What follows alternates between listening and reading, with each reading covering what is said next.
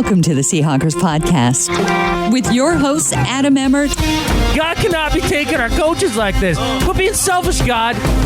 Come on. And Brandan Schultz. Was it you? Because I can say dumb things, too. Go Hawks! This is the Seahawkers podcast. I'm Brandan Schultz of the Military Seahawkers, and joining me, my good buddy and Montana Seahawker, Adam Emmert. What is up, Brandan? It's nice to get to talk to you today about a little Seahawks football on a beautiful sunny day here in Montana. A beautiful sunny day, and you're joining me on Valentine's Day. I hope you are having a happy Valentine's Day, Adam. You know, the funny thing is that I texted a friend who is a girl, like just total friend, and it was like, hey, do you want to grab a beer tonight? I had no clue it was Valentine's Day. No clue whatsoever. And she's like, sure, but where would you want to go? I mean, it's going to be packed. And I was like, it's Tuesday. So, but because of that, Brandan, like, I hope you're not mad I didn't get you a card or candy or nothing. Not even a flower. No. But I love you. Well, thanks, man. I love you too. Yeah. Okay. And really, you know, that's the only gift I need. Yeah, that's all I needed is to hear that from you and to see your beautiful face on the screen in front of me. It's wonderful. Well, now that we've got the love fest out of the way, Adam, I just want to say we've made it past our first Sunday without football, and you know we're going to try and get our listeners through these next 6 months because it's going to be tough. But we're one down and several more to go. Right. I like how you didn't have an exact amount, just several. See, that's the thing. You can't even begin the countdown in any way, shape, or form. Like, you can't think about it. You got to just allocate Sunday to something completely different, like skiing or, you know, take motorcycle out, like, or, you know, just do something. Yeah. Get outside, do something else. Like, that's the only way you'll make it. While we're telling stories, going back to my time in the Navy, I knew people who had like a countdown clock to their last day in the military, like when their contract ended. That's a bad idea. And it would be like 2 years, 3 months, down to the hours and minutes. And how could you torture yourself like that? Like that's way too long to have a countdown clock for. Yeah, I mean, it'd be like me starting a countdown clock now to Super Bowl 52 when we raise our next Lombardi. Yeah, like it'd be like starting that now. Like that would make the wait too excruciating. I'm just gonna let it be for now, and you know, just let that build up happen naturally rather than put it on a clock. I bet Russell Wilson has that clock though. Like he has it in the weight room of his house. Yeah, and up on the wall, like countdown to my next Lombardi. Right. And then it probably has somewhere on it, no time to sleep. Oh, well, absolutely. Yeah. Because you can't forget all of your catchphrases. You have to post them up on the wall. That's exactly right. But speaking of no time to sleep, the Seahawks have made some moves here in the last week regarding the coaching staff a little bit. Some coaching changes, yeah. Some guys coming and going. We were going to talk a little bit today about the upcoming free agents from the Seahawks and guys even going into their last year. This is generally when you start to negotiate those things. Oh, I had that down for next week. Oh, okay. All right. Well, then never mind. We're just going to talk free agents is all. I thought you were lumping that in. I thought that's what we decided yesterday. All right. Sorry, my bad. I need to pay more attention to production meetings. Red zone statistics. That's what I had lumped in here. We're going to talk a little bit of red zone, which we talked on our Ring of Honor Facebook page, bringing that in here. And then I have a look at some of the players who have been released lately. Just in the last couple of days, thought I would run down that list for you, Adam, and you let me know if these are guys that the Seahawks should consider or not. All right. I like it. I like that game a lot, actually. I really wanted, can I just be GM for a day? Yeah. Like with somebody that really understands the cap, though, like, you know, it's like my right hand man, like a secretary of the cap, you know, like, because I have no clue how that catfish works for the most part. So like, just have that and I can just decide on players. Can we do that? That would be fun. Like the cap guy tells you whether or not it fits within the budget. Right. Yeah. I'd be like, I want that guy. How would that work on the cap if we signed him for about this? And they'd be like, be about like that. And then I'd be like, cool or not cool. I think this would be fun. The Seahawks need to hold a contest and to let somebody win the right to be GM for the day. I think that'd be sweet. Yeah. And you actually get to make transactions. Yes. Even if it's just practice squad transactions, I want it. Just give me a little flavor. Right. You get to officially sign off on it. Yeah, that'd be fun. We also need to talk about the signing of Blair Walsh. Oh, my goodness. That's where I was going to start on this, Adam. Yeah, well, let's get right into that then, because this is a move that I think everybody's completely misreading 100%. I don't know how to read this yet because I haven't seen contract details, but I had to say, as soon as this came across, I think I had the same reaction as many Seahawks fans out there as, like, what are we doing? Is this a joke? Because everybody, all Seahawks fans know who Blair Walsh is because he helped win us one of the more memorable playoff games in Seahawks history. The Seahawks up 10-9 in the cold, frigid weather of Minnesota. Mm-hmm. And the Vikings have a game-winning kick. I think it was a 27-yarder. Yeah. And Blair Walsh just absolutely goes left. And I don't know if you could miss a kick any more badly than that. No, that wasn't just wide left. I mean, that was a country mile. He missed it left. You know what's funny is that I think his vision skewed to the left. Because I don't know if you saw the photo of him his name signed on the contract, but he missed the spot where you signed Blair Walsh by to like the 6 left. inches. Yeah. I thought that was a funny joke. Yeah. How did he do that? Was I not the only one to notice that? Because I just saw that this morning. I did see the photo going around. I think that may have been a joke.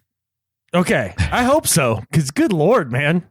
The fact that we haven't seen contract details on this yet, that's what's still leaving me with the sense of I don't quite know what to make of this. And I think that solidifies it even more for me. Okay, so what is your read on this? Does this mean, a lot of people are saying this means the end of the Steve Hauschka era? Are you buying that?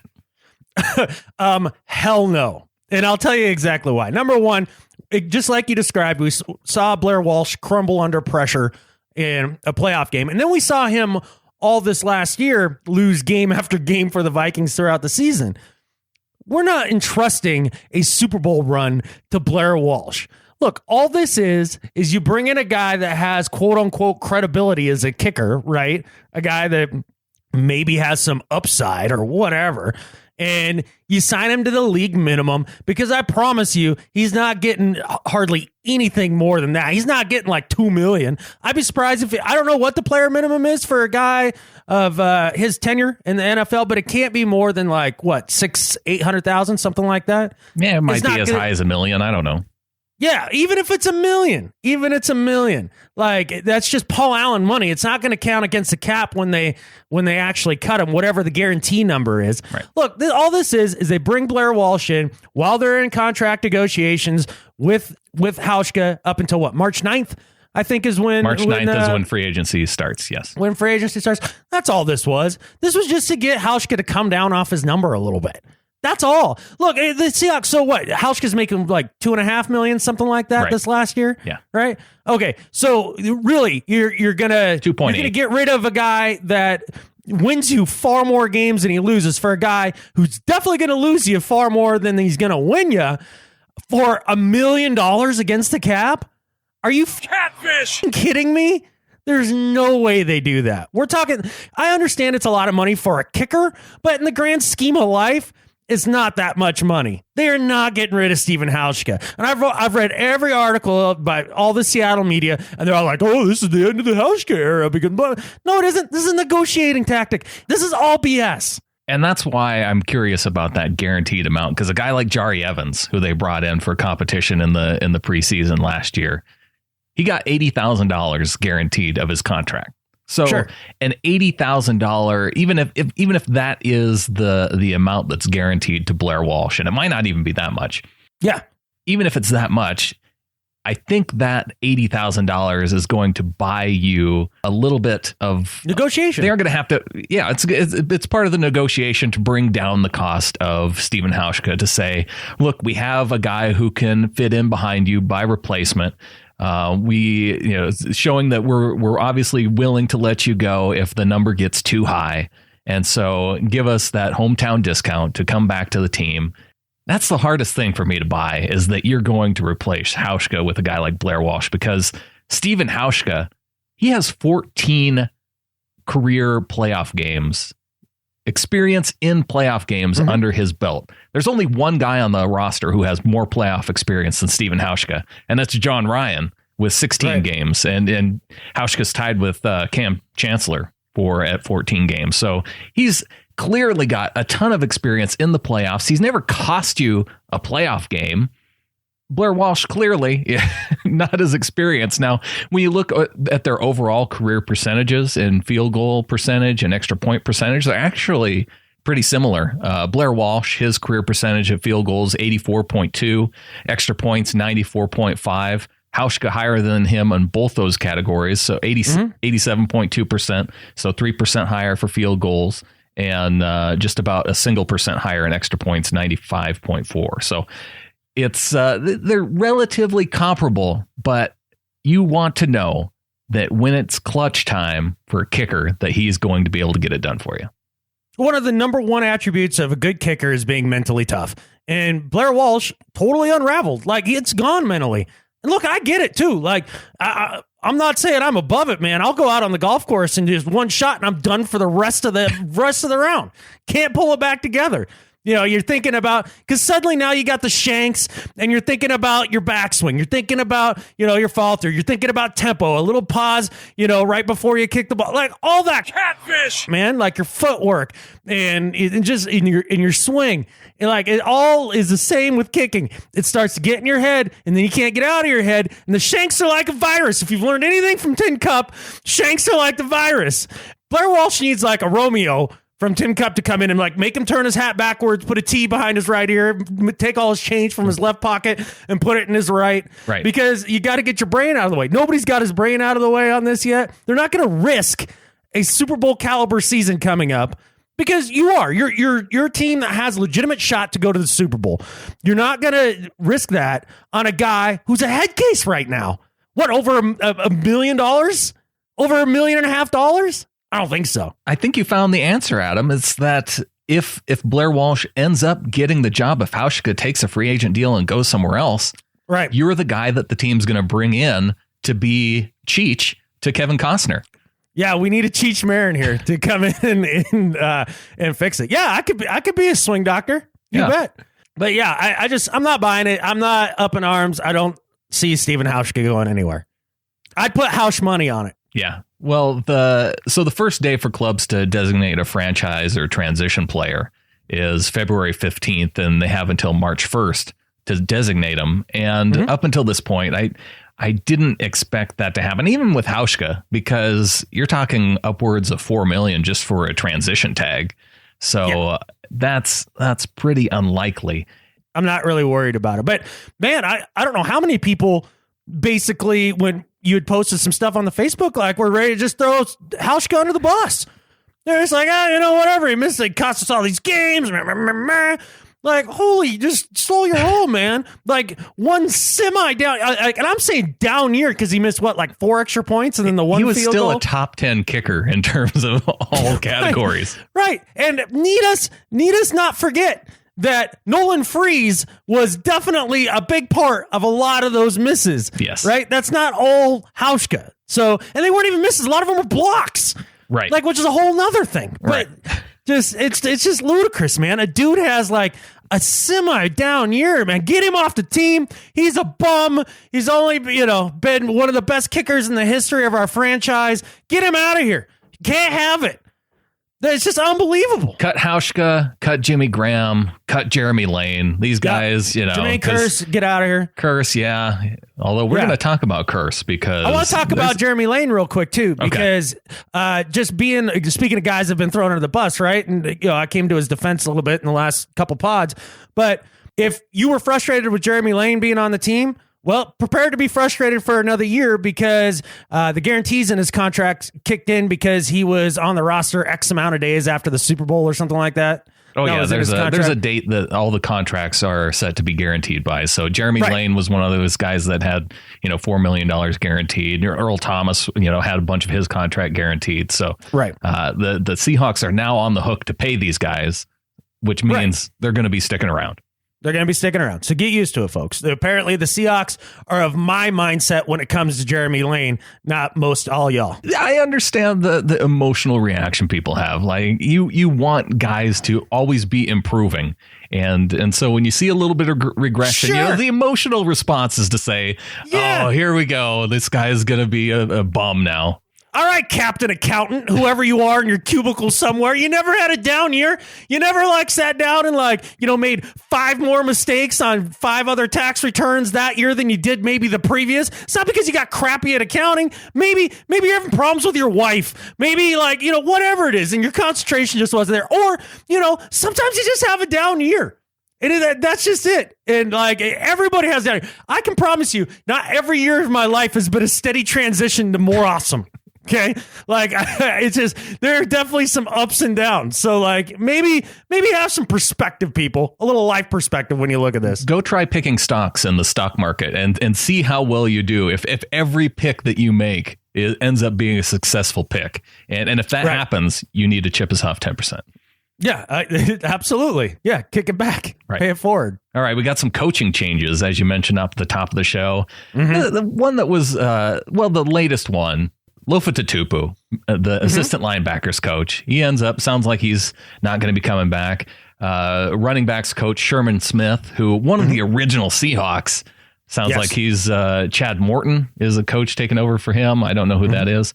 You don't know Chad? I don't know Chad Morton. You didn't know the assistant running backs coach? How dare you? You're not even a 12, you bandwagoner.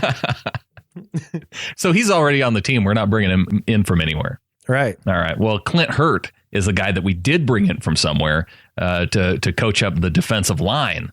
So judging by the looks of him, though, I think Cable might try and convert him to play offensive line. Oh, really? Does he look pretty yoked? He's yoked. All right. I didn't know about Mr. Hurt yet, or Coach Hurt, so that's interesting. I was a little surprised by the Sherman Smith thing because it sounds like he was released.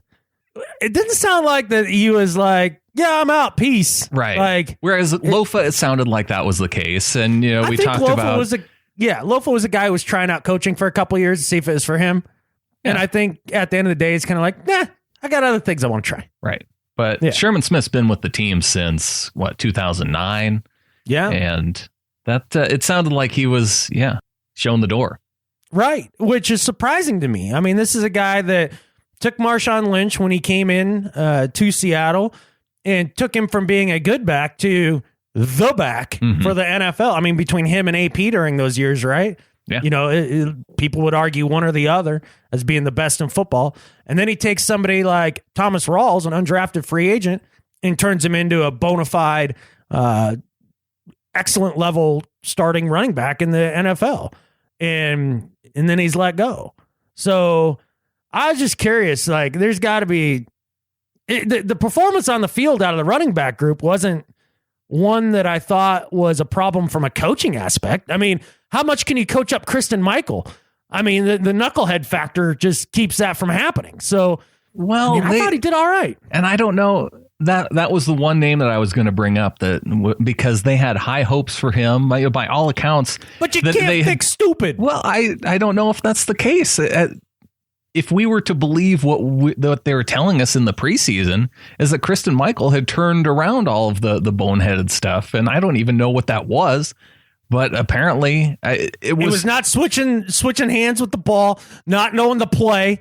How many times he did have those troubles in? That's what I'm saying. You can't fix stupid. When we saw him go to Green Bay, but right, whether that's just it takes some time to learn the playbook. I'm guessing. Yeah, I'm sure there is. I mean, and all that. It's a more cerebral game than we probably all know. But I mean, from the running back position, to a degree, it's kind of like you know where the play is going. You read your blocks, especially in the zone scheme, and either you cut it back or you hit the hole. Those are kind of your decisions. AB. This isn't nuanced. Learning the running back position, I feel like would be a lot easier than learning wide receiver. Yes, I completely agree. And that's why you see over the history of the NFL, a lot of rookie running backs come in and light up the league, whereas receivers generally take 2-3 years. Right. Should we make anything of these coaching changes? I think what we make of it is the idea that the brain drain in Seattle is real. You think about how many coaches have moved on since we started this run under Pete Carroll. And I was reading the article. There's only a handful of guys that have been there since the beginning now.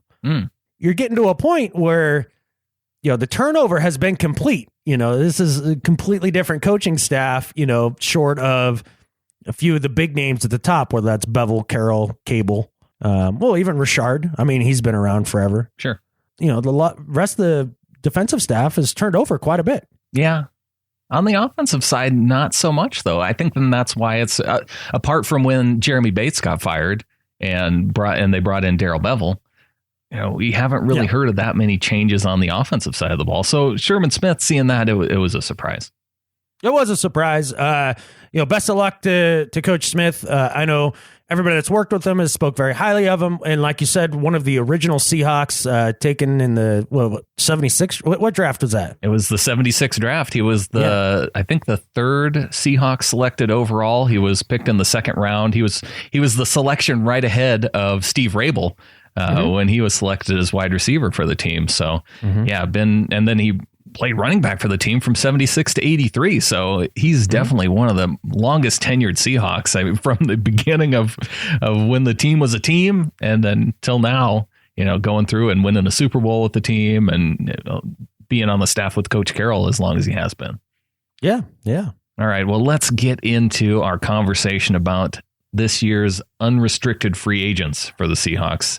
Okay. And as I mentioned, March 9th is the time that the free agency period opens. And so the Seahawks have from now until March 9th to try and lock up a few of these players. Now, some of these players they may let go, and we can talk about who they may keep, who they might let go. And the thing that strikes me from this list, there's just not a lot of big name players. A lot of the core guys have been locked up, whether it's Michael Bennett, Cam Chancellor, Russell Wilson a couple of years back was the big deal, and Doug Baldwin getting him under contract. And so many of these guys are under contract. The top free agent that stands out, we've already talked about him, Steve Hauschka, and his contract last year was $2.8 million, and he is the highest paid player on this free agents list. Right. And that's one of the things when you were looking at the team going forward in this offseason, I think we all felt pretty good about it. I mean, the core pieces are more or less locked up. So these are a lot of the little moving pieces that go with reloading every year. And because you're not going to be able to retain all these guys. And I think there's definitely some guys on this list that we could probably either do without or be able to find somebody better. That's really one of the things that stands out clear to me is that, that's a lot of these are going to be, I wouldn't say replacement level players, although there are some of those players. There are some key players on this list. And the Seahawks are at $26 million that they have, that they're 27 million in cap space coming into this year. Now you got to understand, you got to save some of that for your rookies that come in. Sure. You got to save some of that for practice squad guys. Injuries that happen throughout the season. So it's not a lot. It's not a lot, but it's not a little. I mean, because again, when you sign a free agent, I mean, if it's over a couple years, which it generally is, I mean, sometimes there's 1 year deals, but sure. For the most part, it's 2-3 year deals. The cap hit is spread out. So it's not like it all counts towards the cap this year, unless you engineer the contract to have it happen that way specifically, if that's your end goal. Sure. And so there's definitely options. The Hawks have enough cap room to be able to actually do a fair amount of stuff. They're not hamstrung. Let's put it that way. They're not the Cardinals. Thank goodness we're not in that situation. Let's run down the list of unrestricted free agents for the Seahawks. These are guys that are free to go after March 9th. They're free to go sign for any other team. So Steve Hauschka, top guy. Brad Sowell made $1 million last year. Mike Morgan, outside linebacker. And then you have Tony McDaniel on the interior of the line. Marcel Reese at fullback, along with Will Tukuafu. Jerron Johnson and Kelsey McRae at safety. You got Brandon Williams at tight end. Nico Thorpe. Demontre Moore, who played defensive end for us a little bit. John Jenkins, who filled in at defensive tackle. And then you have Luke Wilson at tight end. So couple tight ends on this list. And the other biggest name on this list to me would be Luke Wilson. Yeah, I guess. I think Tony McDaniel's a far bigger name than he is. Tony McDaniel, that's a guy McCray and Johnson are bigger names on this list than to me. Okay. I mean, these are guys that have more of an impact on the season, especially this last year, than Wilson did. I don't know if that's true for me. McCray and Johnson came in and played like important minutes when either Cam or Earl was out, like through the season. Both these guys did it. Yeah, but Luke Wilson has been one of your injury prone, drop prone, just dude that can go out there. You have a lower opinion of Luke Wilson than I do. I think he has improved as a pass catcher over the years. He's been that guy who's been in that start. You didn't see him go out when Nick Vannett finally got healthy. Right. You didn't see Luke Wilson go out. It was still Brandon Williams, Luke Wilson. Luke Wilson was the number 2 tight end throughout most of the season, apart from the few games where he was injured. But he's shown that he's been able to bounce back well from injury too. Yeah, I guess. I don't know. I mean, that's just a guy that with the drafting of Vannett, I have no interest in paying Luke Wilson like money. I mean, basically, if nobody offers him anything and you can get him for basically the minimum, then great. It sounds like he's going to go for more than that. Listening to John Clayton from ESPN say, that Wilson's going to be looking for, $5-6 million in free agency.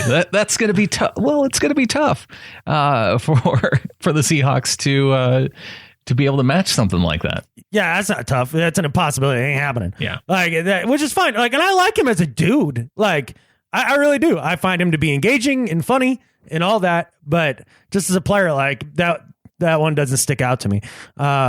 These are the guys on that list that really stick out to me that I would say we got to find a way, or we should try to find a way to keep if we can make the numbers work. Hauschka, McDaniel, Marcel Reese, either Johnson or McCray, take your pick. I would probably choose McCray. Yep. That's about it. And then the rest of the guys we can turn over and try to find different things and see if we can stumble across somebody that has been overlooked by other teams. Yeah, I could see a guy like Nico Thorpe coming back. Maybe not a ton of demand for him. I've seen enough of Nico Thorpe. And he had some nice special teams plays this year. Yeah. I mean, he's also 27 years old at this point, though, too. That's not that old. Well, I mean, for most a guy guys going on their second contract. Exactly. A guy who's a fringe player, I don't know. What stunned me is Bradley Sowell's only 27 years old. Yeah, I thought he would be a little bit older. Yeah, I thought he was in his early 30s. He moves like it anyways. Jeez.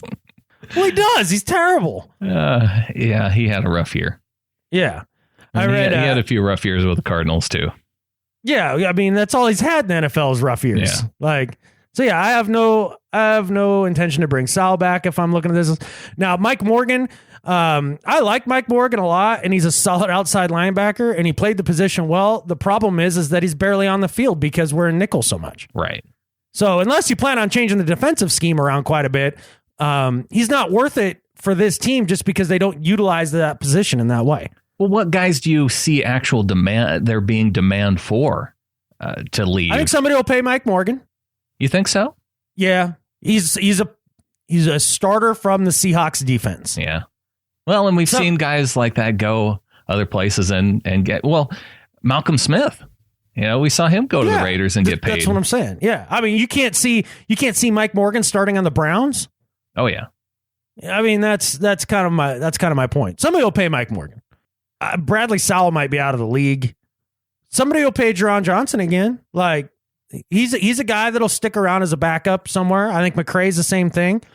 Again, McCray would be the one that I would be worried about losing because he's a guy that he's shown that he can start and fill in behind Cam Chancellor. But, the weird thing is that toward the end of the season, when you're having all those injury issues, it seemed like we were seeing Jerron Johnson filling in more than we were McCray. I don't know. I mean, either one of those guys, you're not going to have to pay top dollar to keep. So it's not like it's going to be a giant. Yeah, Jerron Johnson was just hanging out at home, I think, when we signed him. So was Tony McDaniel. He was on catfish vacation. Right. Well, that's to me why that one's not that big of a name, because who are you really competing against to try and keep Tony McDaniel on the team? I don't know. Nobody else seemed to want him at the beginning of last season, so I'm kind of just taking the guess that he would be a nice. Yeah, and he's 32. He's the oldest, second oldest guy on this list. Will Tukuafu's 33, and he played well. Yeah, he did. I would agree. He played very well. I think that's a guy that you don't have to pay a crap ton of money to, and you can come in at camp and at least compete with any young guys that you bring in through the draft. Or maybe that's one of the reasons he was still on the street. He didn't want to do training camp and all that nonsense. That could be too. I mean, veterans do that. Yeah. Well, one guy who I'd really like to see come back is Marcel Reese, just based on what he did toward the end of last season. The ability to catch passes, the ability to block. I really liked what Marcel Reese added when he came to the team. And for a team that looked like it was struggling to really find a consistent fullback, well, this team's been struggling to find a consistent fullback since Michael Robinson left. Yeah. I mean, I think they were close to finding one with Coleman until he got in trouble with the law. Yeah. And then basically, it's been, I mean, we all love Mr. T. And again, they've kind of phased the fullback out of the offense now that it's sort of gone more towards a Russell Wilson type offense, right? Especially with the retirement of Marshawn Lynch. I mean, think of all the times now that they run out of shotgun and they run the read option, the zone option stuff. And I think that the fullback not quite as important on the roster as it was, say, the early years. Well, one guy we haven't touched on, DeMontre Moore, who is the youngest guy of this group. But again, you mentioned Derek Coleman and his legal troubles. DeMontre Moore, I think, had a DUI type issue, which led to him being, well, he was also injured, but why he was put on the injured reserve list at the end of the season. Sure. I don't know enough about his situation to speak well about it, I guess. But yeah, I mean, at only 24 years old, again, a guy I wouldn't cuss my. That's a character issue that only the Seahawks are going to know. Yeah, because they know him, from having him on the roster for as long as they did. Yeah, arrested DWI in December 2016. So yeah, that doesn't look good. And driving with a suspended license. That really doesn't look good. No. Yeah, when you have a suspended license, it's straight lines and speed limits, man. You don't do anything. You use your blinker every time. You come to a full and complete stop. Like you gotta dot your I's and cross your T's, man. It takes discipline. It takes discipline. And then the last guy here, John Jenkins, who also filled in on the interior D line. Yeah, I suppose. I think that's a guy that is easily replaceable in the draft, in the sense that there's going to be guys that you're going to want to take a look at throughout camp. And you know how the Seahawks operate. They're more inclined to give younger players a shot to make the roster and things like that. Who was the kid that was drafted late? Well, Quentin Jefferson was the guy that the Seahawks drafted in round 5 last year. And I think he's the guy that they brought John Jenkins in to kind of fill in behind him. Right. And it sounded like Pete Carroll had high hopes for him as well. I think so when too. He talked about his end of year press conference and things like that, and what they were saying about him early in camp and stuff this last year. So I would expect that Jenkins would not be with the team again. Well, that was a guy too with Quentin Jefferson. They traded a 4th round pick from the 2017 draft to move into round 5, just to move up in round 5 of last year's draft. So That shows you what they thought of him, that they're willing to get rid of a higher round pick from a following year. Yeah. So, yeah, I think that's a guy they're going to give all the chances to. And then again, I mean, the draft will be somewhere, and there's always seemingly a handful of veteran defensive linemen that can still play that you can pick up through the year for league minimum. And I mean, maybe that's something we've come to take for granted as Seahawks fans with the way that John Schneider seems to unearth that sort of thing. But that's one of the areas where I look at John Schneider's talents and say that's a place where he consistently nails it. Whereas, you look at offensive line and you say that's a place where he seems to consistently get it wrong. That's one of those things that, again, maybe we take for granted, but I think it's something that they can definitely find throughout the season if the young guys don't come through from the draft. Well, and mark your calendars for anyone who's listening. I think 2 weeks from now, the show will go ahead and take a look at the free agent targets that are out there, because looking at it now, it's going to be tough because a lot of those guys, especially the good players, are going to be re-signed from now until over the next couple weeks. So hold off a couple weeks and we'll look at who's out there in free agency and see who the Seahawks may want to target once that March 9th deadline rolls around. Yeah, which is always a crapshoot, right? Because we always get that right. We always nail it. We know exactly who they're going to pick. Oh, yeah. We know exactly who they're going to sign. There's never been a move made that's taken us off guard. I mean, that's why we do mock drafts all the time. You and I, Adam, right. Is because we consistently nail who the Seahawks are going to draft in every round, every time, every year. Yeah, that's why we just did this exercise, going through the potential free agents and which ones we think they'll keep and which ones they think they'll let go. Because obviously we know for sure. So, well, to me, and just to finish it all off, Hauschka to me, I think, is one of the keys. Marcel Reese, getting him back, and then either Jerron Johnson, Kelsey McRae, and the rest of those players. And Nico, I would add Nico Thorpe, because I do like him on special teams. So if I could pick four guys. You still have Mohamed Cisse on the roster, who I like Cisse. I like Cisse better than Thorpe. When he's been healthy, he's played better. He wasn't ever the special teams type guy, though. I mean, he can play special teams. I'm sure. Yeah. But Thorpe, actually, I remember seeing him make plays on special teams. And when you see those things happen, that makes me think that's a guy I want to keep around. Kelsey McRae, the same way. He was a guy making tackles on special teams. But that might be one of those guys where other teams are looking and saying, that's one that I'm going to pick off of the Seahawks. And because there's those guys every year. Other teams are willing to pay for the defensive players. The one guy that stands out to me is a guy that got paid way more than he should have to go somewhere else. So Brian Schofield, linebacker for the Seahawks. And that was a guy that he filled in, was an okay pass rusher. And right after that year, that Super Bowl season, the Giants were willing to pay him a bunch of money. That kind of fell through, but he ended up going on to play for the Falcons. Mm-hmm. Yeah, he's definitely a good example of that. But somebody, too, that had a problem passing physicals, like wherever he went. So there may be more to that story than we know about. But yeah, I mean, that's how the Jerron Johnsons, the Mike Morgans of this free agent class kind of feel, as guys that will get some money, and good for them. Keep getting them checks. But it's going to be more money than a smart GM should be willing to pay. Unless you're just a team with cap space to spend and you're going willy-nilly to just, get better almost instantly, or to get information on a rival. Say you're, John Lynch, you might want to bring in Mike Morgan to just to get some info, Yeah. So there's a little bit of that kind of goes on as well. It seems like it. I don't know what of any kind of value they get out of that, but maybe they do. Hard telling, not knowing. I don't know. I don't know on that one, but yeah, it'll be interesting to see how it all shakes out. So stay tuned. I guess coming up here, we got 3-4 weeks before March 9th. Yeah. So it's counting down here pretty quick. So start your clock, your March 9th free agency clock.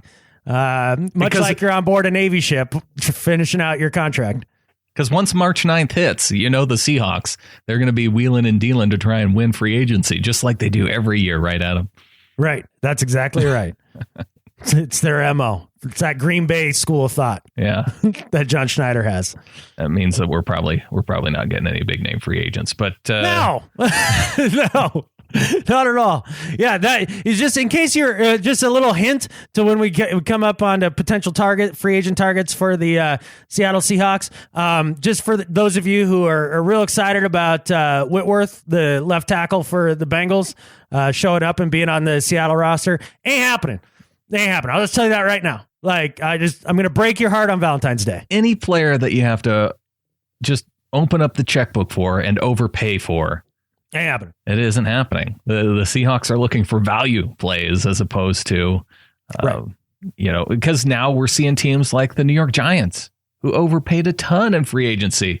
Look who they dropped. They dropped Victor Cruz. They dropped Rashad Jennings. Right. So let's look at some of these guys from the past week or so, from these cap strap teams that are letting players go left and right.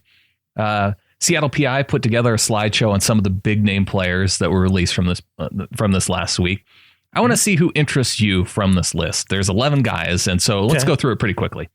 Now, if you sign one of these guys, does that count against you getting compensatory picks?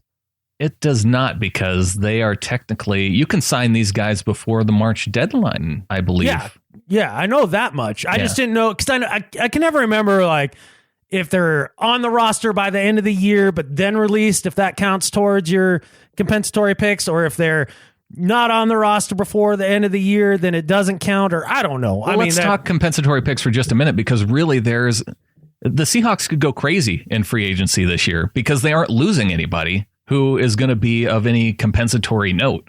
I suppose that's a good point. If you lose Bradley Sowell, it's not like you're going to get a 7th round pick, maybe or 6th round pick or whatever the lowest ones are. But no, that's a good point. I didn't think about it in those terms.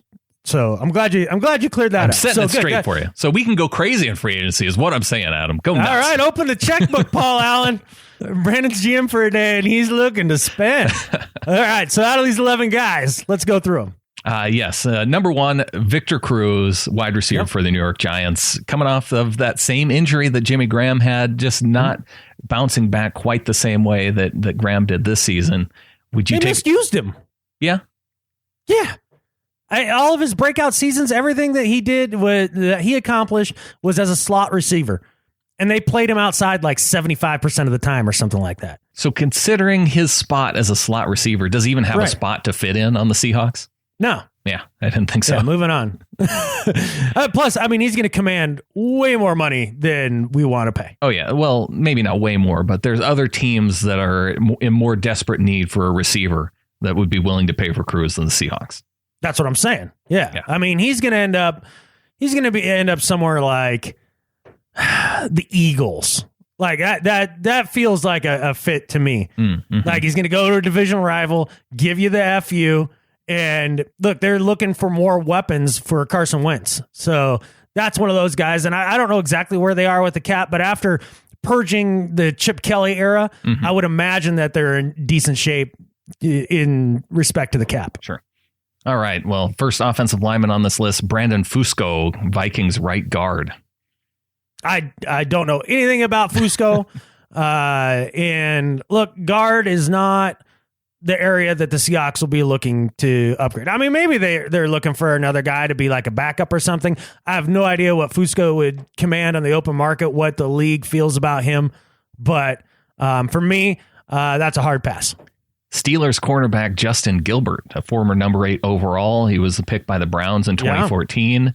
He ended up going to the Steelers, and they cut him. So, and the Steelers traded to get Gilbert. And now he's out there on the open market. This one's interesting to me because... What's his size and weight? He is 6'1". I think he has 33-inch arms, so he has that length that the Seahawks look for. Mm-hmm. He's kind of got that prototype, but Joe Thomas said he's not a very hard worker. And I think he was known to have multiple alarms set up just so he could get up and get to work on time. Right.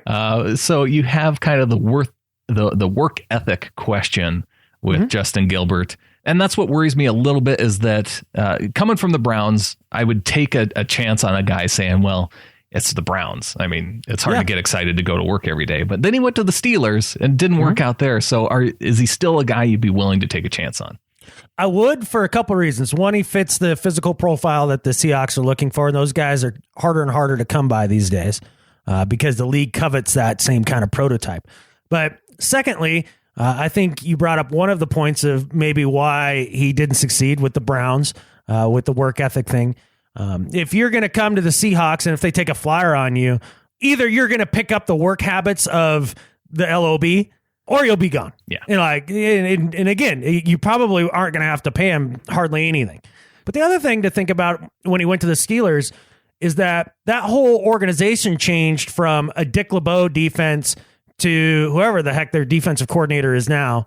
And that was a big change. And I felt like there's probably a lot of turmoil within that. And he may just not have fit the newer system. So I think there's a little bit to do with that. Plus, there was not a lot of talent on that Pittsburgh defense in a lot of ways that you're playing with too. So it may make you look a little worse than you are. Yeah, I give him a shot. If you gave Kerry Williams a shot, you give him a shot for pennies on the dollar. Yeah, he's the one guy on this list that's interesting to me. So keep going. Another Vikings offensive lineman, Mike Harris. He was supposed to compete at right guard and tackle for the Vikings, and he sat out the season with an undisclosed non-football illness. Did he have Macklin disease? I have no idea. That could be. I don't know. Is that a Jeremy Macklin thing? Yeah, don't you remember when Macklin was out for half a year and it was some illness that nobody talked about? Yeah. It was all hush-hush and nobody knew what it was. Still to this day, nobody knows. That's what I got out of this too. Yeah, Macklin disease. 33-year-old Colts linebacker DeQuell Jackson. Nope, sorry. Okay. Yeah. Rashad Jennings for the Giants, who we mentioned. He's 31 now. Yeah, no. Browns quarterback Josh McCown. I couldn't believe that Josh McCown's 37 now. I can. He plays like it. Is this the last of the McCowns? Like the last of the Mohicans? Is this the last time we have to see a McCown start in the NFL till their sons come up? I have no idea. I've not kept track of the McCown family. Oh my gosh. Yeah. Name that McCown. Eagles cornerback Leotis McKelvin, who's 31. I don't know his measurables either, but he's 31. He's kind of one of those guys, again, with the depth at corner. If you're going to give Parrish Cox a chance, yeah. I could see giving McKelvin a look. Bring him in for a workout at least. And then you have Sam Shields, the former Packers cornerback. He suffered a concussion in the season opener and was never cleared to play all throughout the season. But there's a lot of time between now and training camp next year. Oh, sure. And who knows why it wasn't cleared either. I mean, there could be a number of reasons for that. I mean, it could be a financial decision or, something along those lines. Maybe he doesn't even want to play. I don't know. Yeah, I mean, again, there's a guy that, you might bring in to kick the tires on, kind of like Antoine Winfield from a few years ago. Yeah, and this guy's not all that old. He's 29, so that's a guy who... Sam Shields was a good player. Yeah, absolutely. They showed, there was a graphic going around on Twitter that where Richard Sherman, over the last few years, clearly at number 1, Sam Shields at number 5. So if you're the Packers, why wouldn't you pay Sam Shields when you watch your defense just get annihilated in the playoffs? You got to get better there. Yeah.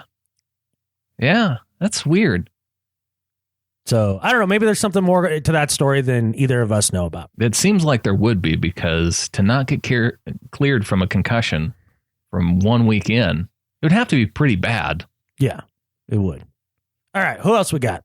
James Starks, another Packers player that missed a lot of the season due to concussion. Yeah, his style doesn't fit at all. And then 33-year-old corner Tremont Williams of the Browns. Yeah, another guy, a former Packer too, that was a decent player there. Yeah, he was a Pro Bowler. He made the Pro Bowl. Yeah. Yeah, I guess basically you just bring up any veteran corner that seems to have played, and I'll be like, yeah, I'm willing to take a peek. Those are the only guys that on this list for corners. Yeah, that's pretty much it. Yeah. Because it sounds like the free agency class or potential free agent class of offensive linemen isn't exactly a world-beating class either. So, yeah, I don't know. There's more interesting players in the corners that are available right now than I think would than the free agent corners that would interest me. I agree. This is going to be, and that's the other thing, to not expect the Seahawks to spend big money in free agency. This free agency class, when you look at it as a whole, it's not deep in talent. Well, we're going to look at that in a couple of weeks. We'll see who those gems might be out there. Mm-hmm. Mm-hmm. All right, moving on. I had one more thing I want to talk about. Okay, good. I want to talk about Jermaine Kearse. Do we want to talk about this in terms of the red zone numbers that we were throwing around on the Ring of Honor page? Yeah, definitely. Okay. Yeah. So bring up the red zone numbers, because I thought this was interesting. Okay. Well, I went back and I looked at, just because I was curious at how the Seahawks red zone performance this year compared to last season, and just to kind of get an overall sense of, because it didn't seem to me like they performed where they needed to perform inside the red zone this year. Mm-hmm. And you always hear the adage, third downs and red zone percentage, right? Those are things that win you games. And where was the difference? And so I looked at In terms of number of targets, the Seahawks had 3 guys in double-digit targets, 3 guys that Russell Wilson looked for consistently inside the red zone. Okay. His number one look inside the red zone, Jimmy Graham. Does that surprise any of you who are willing to get Jimmy Graham kicked off the team for offensive line help? He was Russell Wilson's number one target inside the red zone, 20 targets.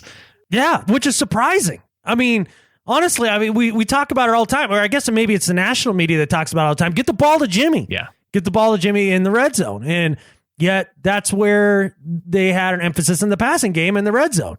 I found that to be interesting. I would have guessed Doug Baldwin would have been number one on that. I would have too. So Jimmy Graham, 20 targets. Now he only had 8 catches, so 40%, had 4 touchdowns. His percentage wise, not ideal. And yeah, well, because a lot of those throws where Russell Wilson is about to get flattened and he just flicks it up and hopefully, Jimmy can make him a miraculous play. Like that's basically it. I don't hold that against Jimmy. Doug Baldwin, 16 targets, 11 catches. That's pretty good. Almost 70%, 6 touchdowns. Doug Baldwin, he's doing just fine. Mm-hmm. Jermaine Kearse, though, 1 catch for 1 touchdown on 16 targets, 6% in 2016. Yeah, that's not good. that's not one that you want on there. But look, I mean, sometimes it just doesn't go your way through a season, I mean, not all that's on Jermaine Kearse, I'm sure.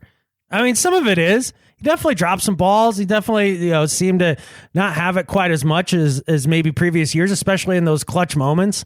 But I mean, his track record overall is definitely speaks to a better performance than that. Yeah. But he didn't have, everybody talks about kick Jermaine Kearse off the team.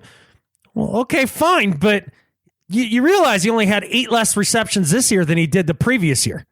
When everybody was like, oh, Jermaine Kearse is good. I'm glad we kept him. I'm glad we paid him. Yeah.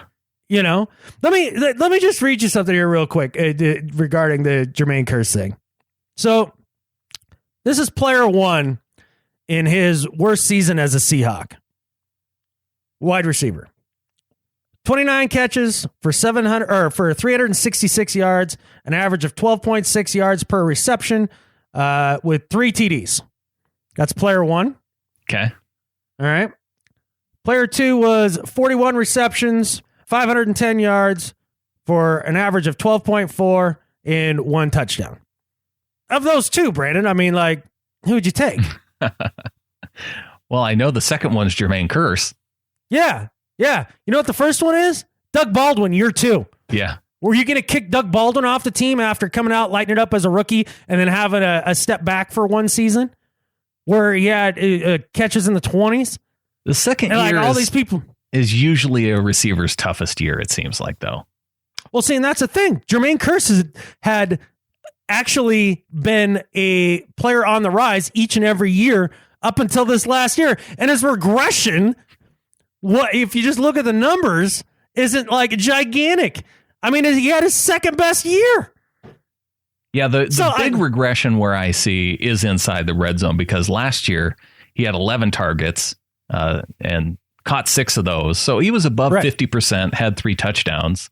Right. So I mean, that's 5 catches difference, I guess, in 5 targets, 5 fewer targets. So it's not drastic, but it is a drop off. Jimmy Graham was 3 catches on 10 targets last year, but injured for the last half of the season. And Doug Baldwin had, again, 16 targets. He had 10 catches instead of 11 and 7 touchdowns. So Doug Baldwin's been consistent the last couple of years. And going back and looking at Kearse, it was interesting. He seems to have an even odd, 2013 was one of his better years where he had 4 touchdowns.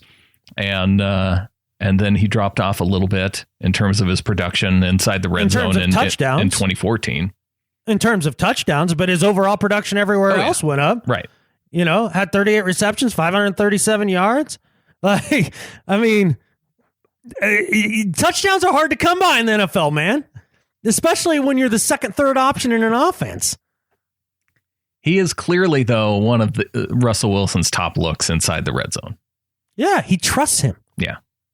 So, I don't know. I'm just not ready to throw the baby out with the bathwater. But I think one thing that was interesting is the idea that red zone percentage and how that correlates to winning. And that was something that you kind of found an interesting correlation to that I didn't expect. Well, I did. I looked back and I wanted to see where the Seahawks really, how they finished up with red zone percentage in terms of other teams.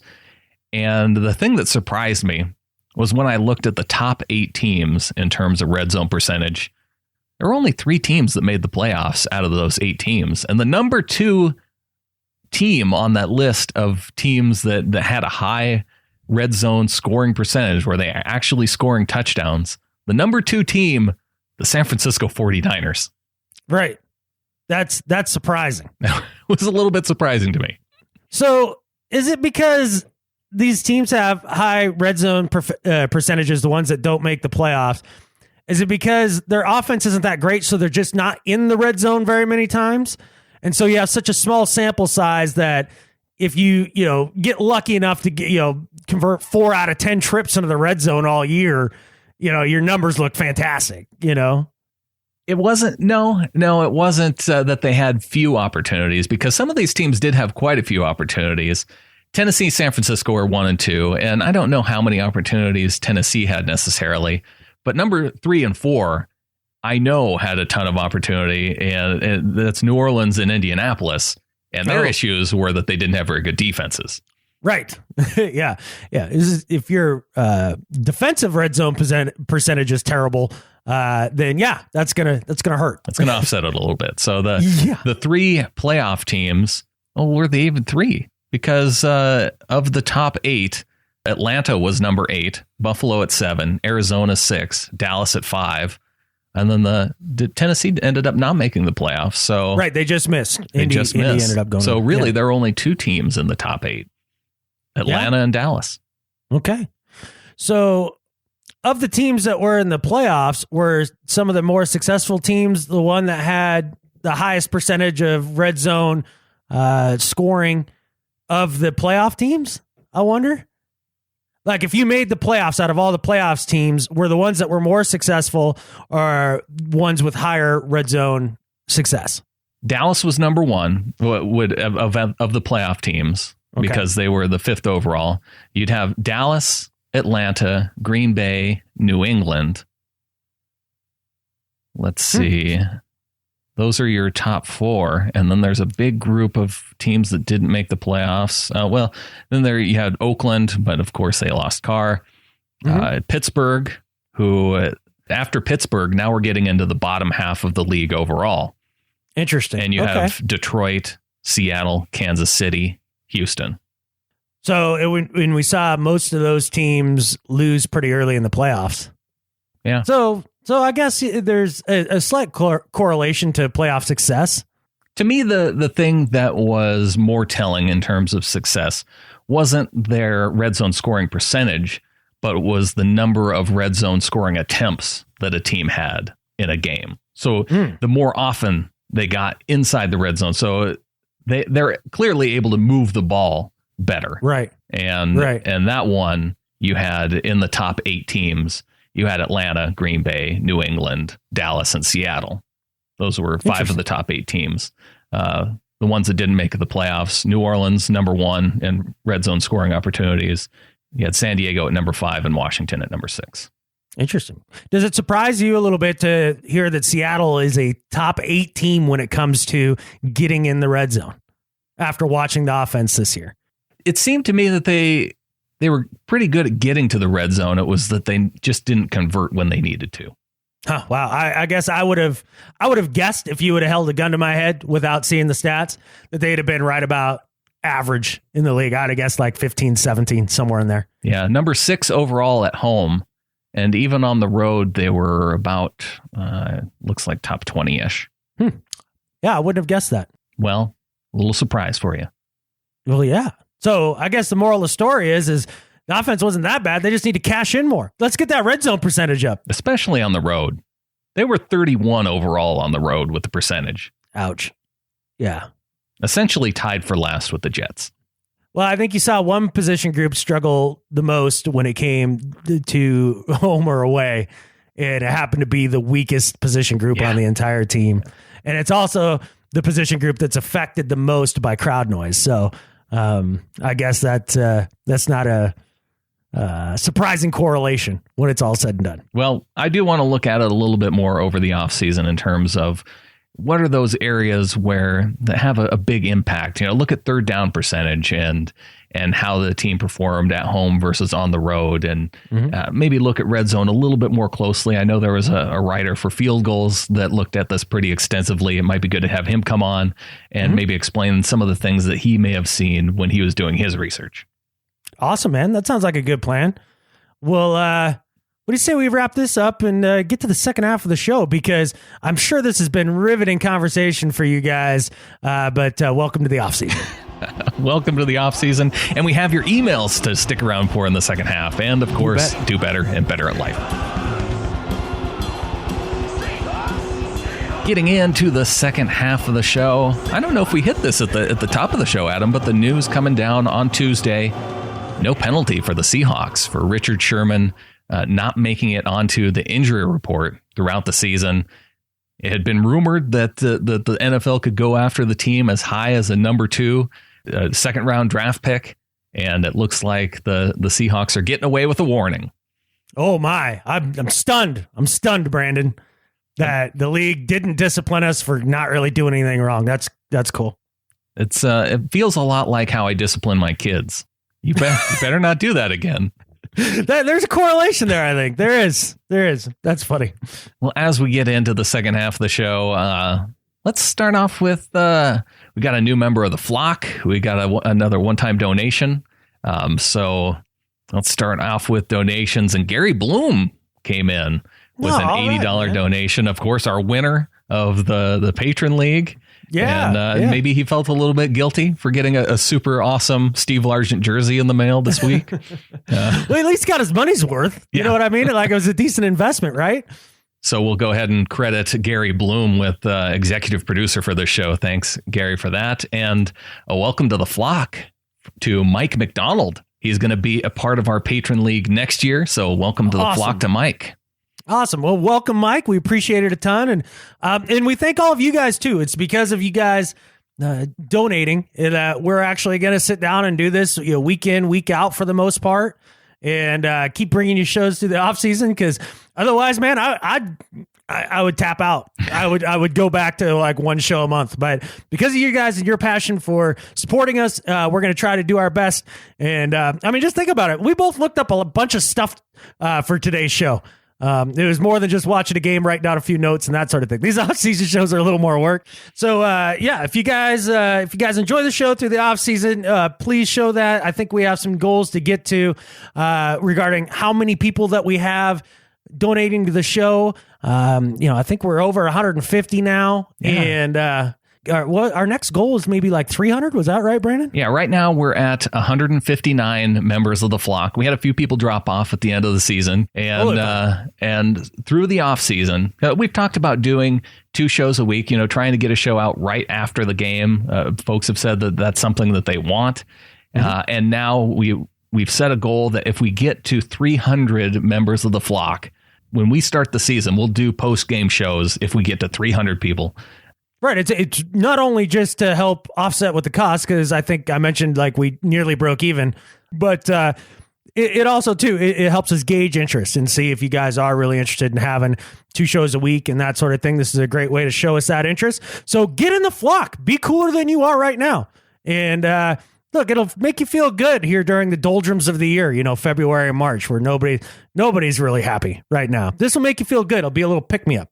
And once we get to 300, instead of battling Xerxes, maybe we can go on and take on the Genghis. There we go.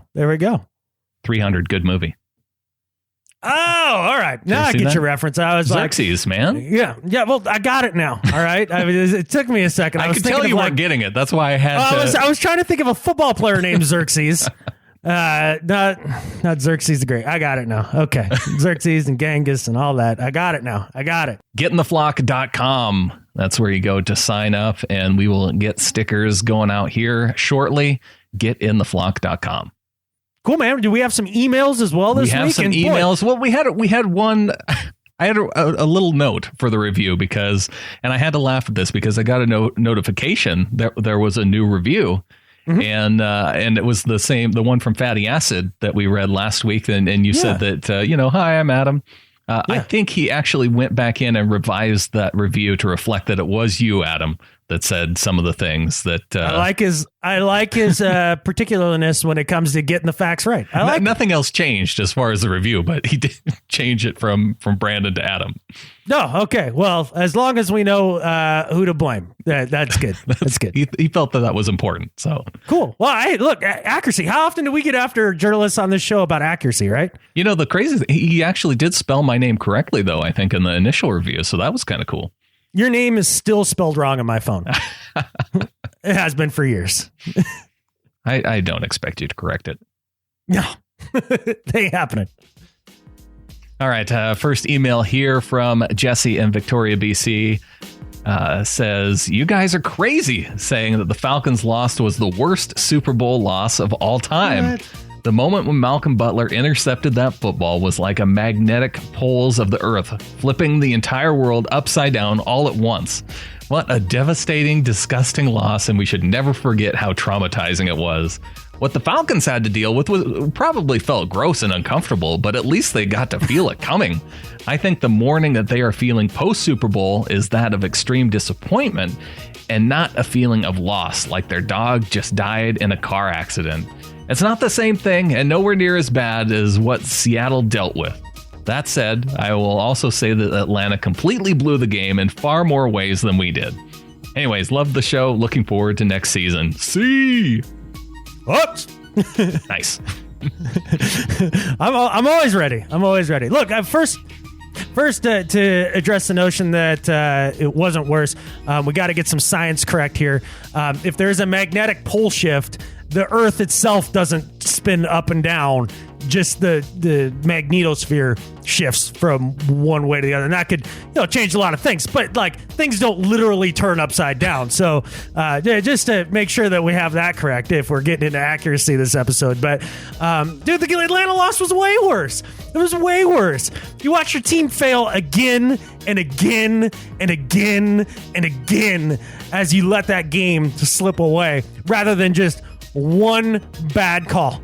Like, I just, to me, that's just more brutal. Death by 1,000 cuts, or just have your head lopped off, man. Just lop my head off. Like, yeah. I think to get a sense of what Falcons fans went through, we have to, as Seahawks fans, remember how we felt when we came back against the Green Bay Packers. Because you knew with 5 minutes left when Russell Wilson threw his final interception and to one of the Packers, that feeling, that sunken feeling that you had that we weren't going to go to the Super Bowl, and then going from that to the elation of Jermaine Kearse catching the game-winning touchdown in overtime, you went through that span of feelings in a pretty. It was much more drawn out than in that one play of the Super Bowl. Yeah. Think about your emotions where you went from that level of despair to that level of excitement. The Falcons fans went in the reverse. Up. Yeah, I was gonna say, because we hadn't led in that Green Bay game. No, like we weren't up by a massive score. Falcons fans, they were up 28-3, and they were ready to make plans for their post game Super Bowl parties. Yeah. Well, and it's one thing, too. I mean, as a Seahawks fan, you can be like, man, the team really fought coming down the stretch in the Super Bowl. You think about the Jermaine Kearse catch and everything, Beast run right down to the 1.5-yard line there at the end. I mean, the team fought all the way back and all the way down and like showed grit like the whole way. Whereas you watched your team in Atlanta turn into a wet noodle for an entire half and just choke. And just choke. Oh, it's so much worse. I don't like this talk of which one's the worst loss. I do. I do, because there's one worse than ours. Misery loves company, Brandon. Yeah. Well, I'll take the loss to the Steelers and the way that happened over the loss to the Patriots, because at least we can blame the officials on that first one. Oh yeah, that wasn't nearly as bad. I mean, it didn't feel good, but it wasn't nearly as bad. Here's an email from John Davison, and we mentioned to him on the on the Facebook page that we talked about a couple weeks back. I think it was one of the bonus shows where we talked about the clickbait type websites that are out there. And he says, "Okay, chaps, I unfollowed 247 Sports, having been clicked and baited, and have learned my lesson." Yep. Perhaps we could have a spot on the show with the worst reporting of the week or the funniest thing of the week. How about Catfish Corner as a title? It has a ring to it. Looking at the O-line rankings on Pro Football Focus, I know we came out in the bottom, but I got a great surprise when I saw the Tennessee Titans as number 1. The point here is that they were ranked 25th last year. So if we were ranked 8th next season, I would be happy. It can be done. And like Adam, I think it is the 2 tackles we need to work on rather than the interior of the O-line. Do you think Fant can be coached up? But is Gilliam a bridge too far? Stayed up until 4 a.m. this morning with Barry, and I'm knackered out now, so I'll give up. I think this came in right after the Super Bowl. So John finishes off saying, "Go Hawks." Go Hawks, John.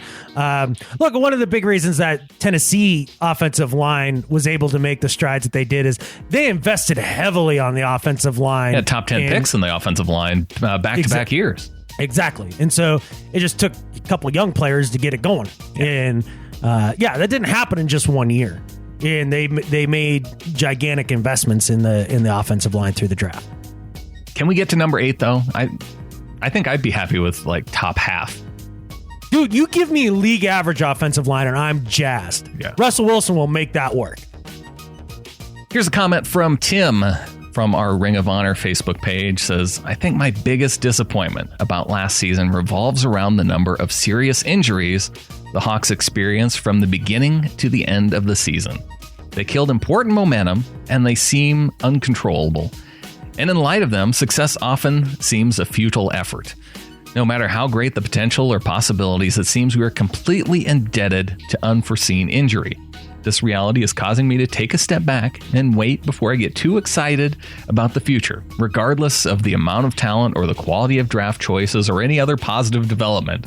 I firmly believe that if only one of the major injuries the Hawks experienced this year had not occurred, we would have been in the Super Bowl. I just hope this was just a reflection of a bad year. Yeah, well, Tim, I mean, you make a great point.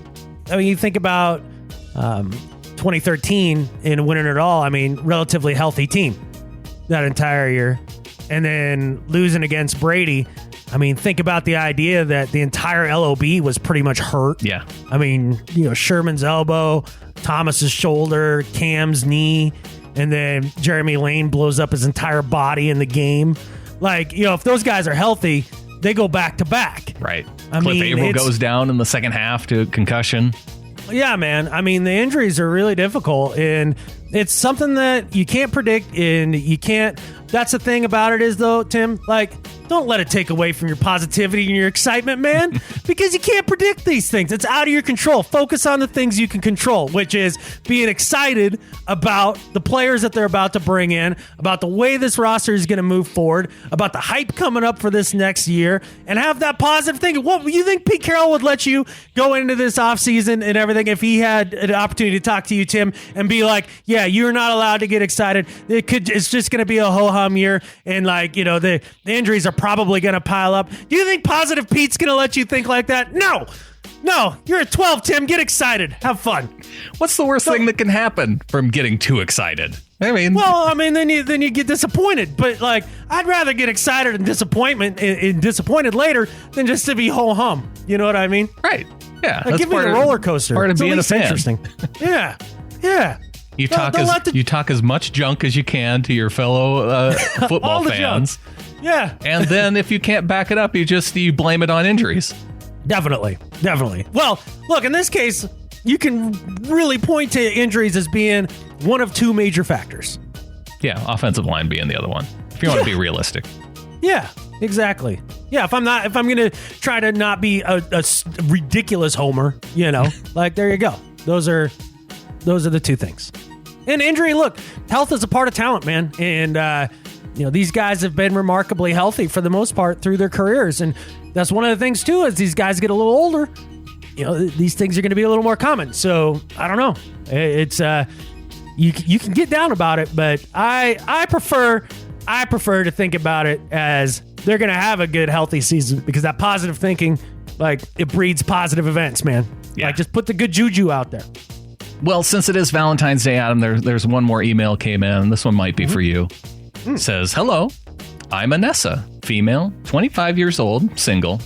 I am contacting you because I will be relocating to your country. Wow. I will send you my photos. That sounds unlikely these days, but I like her optimism. I will send you my photos soon as I hear from you, and also tell you much about myself. Sincerely yours, Anessa. Anessa. It's an exotic name, too.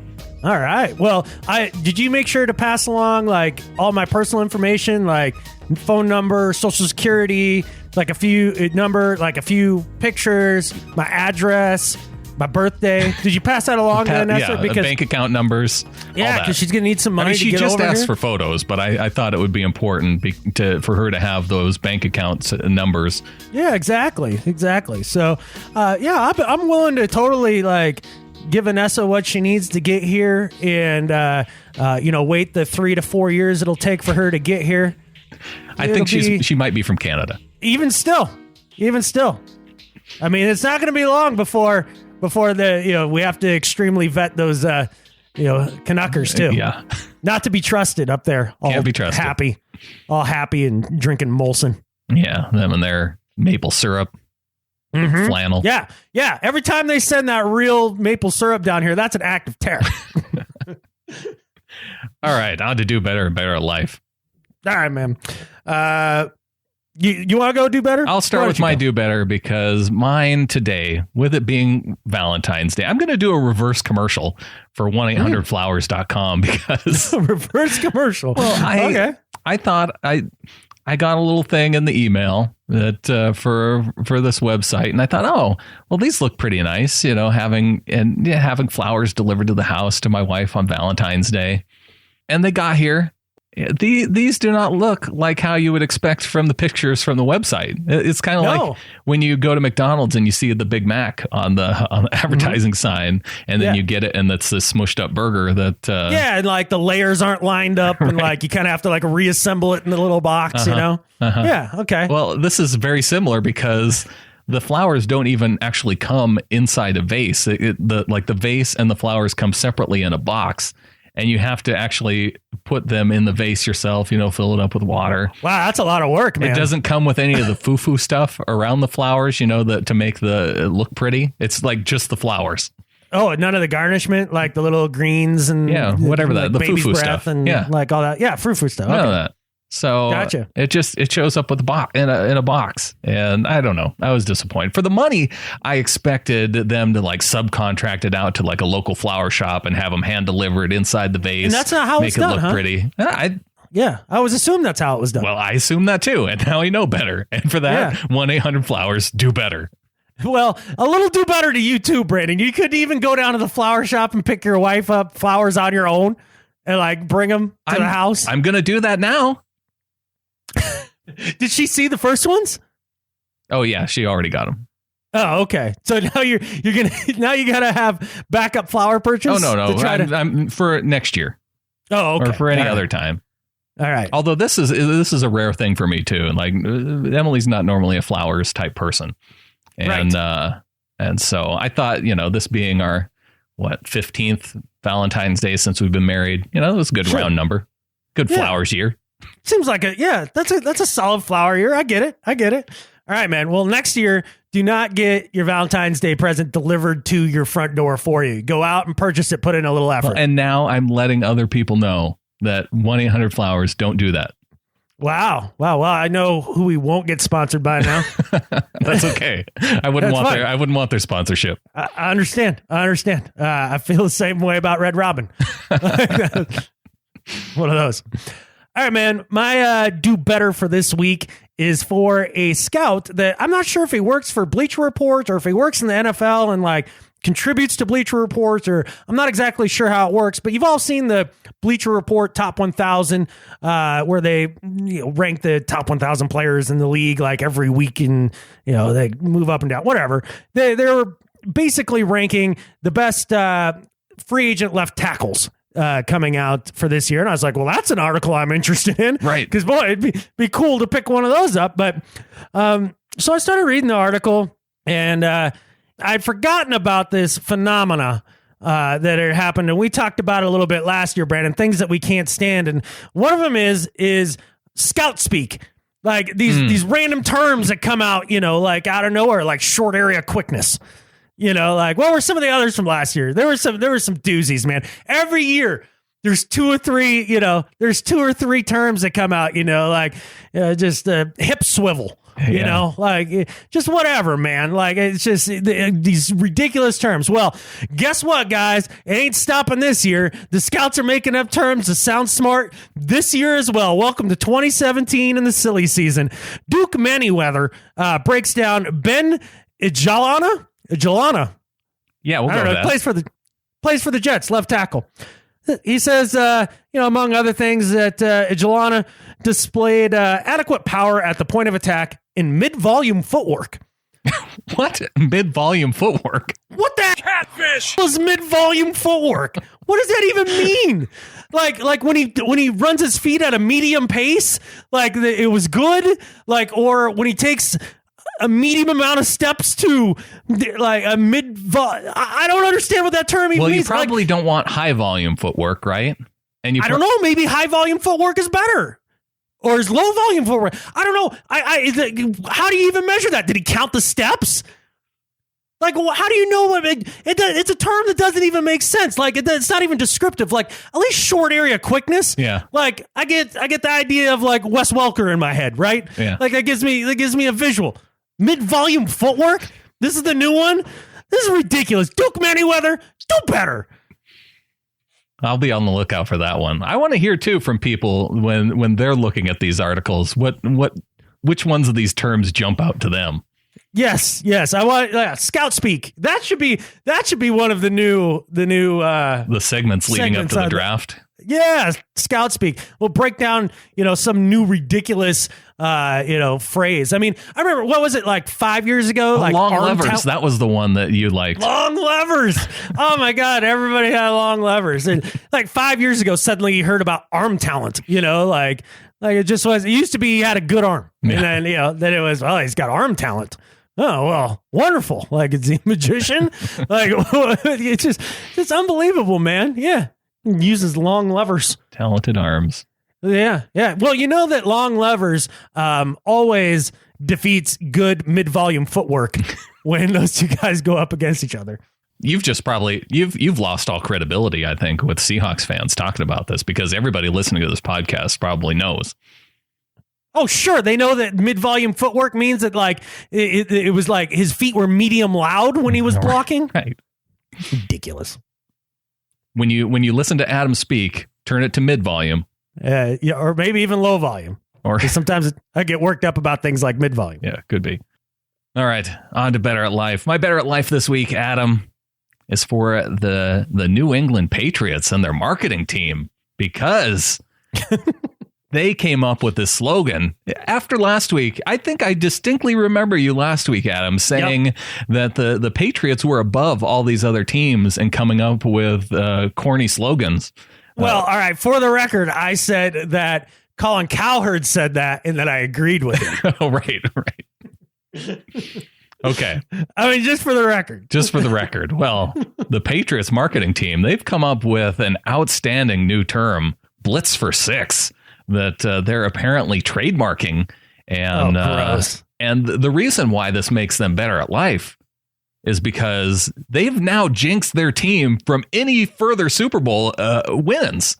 Yeah, they may go, but now that they have Blitz for Six, there is no way the Patriots are going to win a Super Bowl from here on out. So Tom Brady, you should have listened to Giselle when she asked you to retire, because you aren't going anywhere else from here.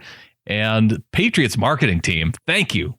Thank you for making that happen. Better at life than Skip Bayless. That's fantastic. I love that in a million ways because I've seen enough now. I'm done rooting for the Patriots in that sense. You know what I mean? Like I was like, yeah, I want to see greatness. I don't mind see Tom Brady have all the rings and especially when it was against Atlanta. Yeah, and make Goodell shake his hand and all that. Yeah. Now I'm done. Like I'm done with Tom Brady. I've had enough.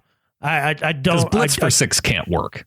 That can't work. That shouldn't work. The football gods cannot and shall not allow this. It shall not pass. It shall not pass. My Better at Life Than Skip Bayless this week, Brandon, is for the Polson Police Department because I read an incredible headline that definitely got me to click, and it was worth it. It was definitely not just clickbait. The headline was, Police Hoax Nets Positive Results. I'm like, well, some trickeration by the police. What do you mean, police hoax? That sounds terrible. I think this has to be awful. That's got to be like entrapment or something. But no. The Polson Police Department sent out a Facebook post that warning people that if you had bought meth recently from Montana, Idaho, or Washington, that it may be infected with the Zika virus. And so to contact the Polson Police Department, and they would then test it for you to see if it indeed has Zika. And, it's like a public safety announcement. Now, their goal wasn't necessarily just to arrest people.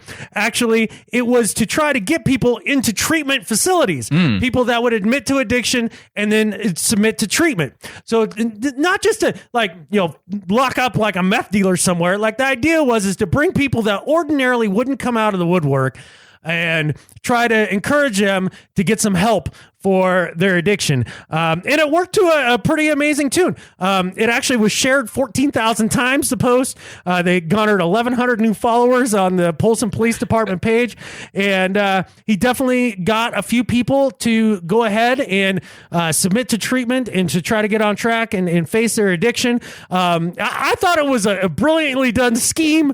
That was a hoax for good. Out of all the fake news you've been hearing about lately, Zika-infected meth did things better for the country than it didn't. So for that, Better at Life Than Skip Bayless, Polson Police Department. One of the reasons why this is so funny to me is I just picture the meth user that's going, oh, geez, I don't want Zika in my meth. Like meth's bad enough as it is, but I don't want Zika. Right, which basically does nothing to you. Right. And but yeah, that's your concern. That's when you decided, well, man, this is a health issue. Yeah, I ought to get this checked out. Right. So there you go. So just a little word of life. Don't smoke meth. Your public service announcement from the Seahawkers podcast this week. Don't do meth. Right. Yeah, because Zika. There's worse reasons, but yes. No, there's not Zika, dude. All right, man. All right. Well, we made it through another off-season show. I've been counting them down. We've only got 16 more to do. Is that it? No, I have no idea. I just made up that number. I bet it's more than that then. I don't know. But we'll make up. We'll count them down next week. Okay. So I think with that disappointment and sadness in your voice, Brandon, I think there's only one thing left to say. Indeed. Go Hawks. Go Hawks.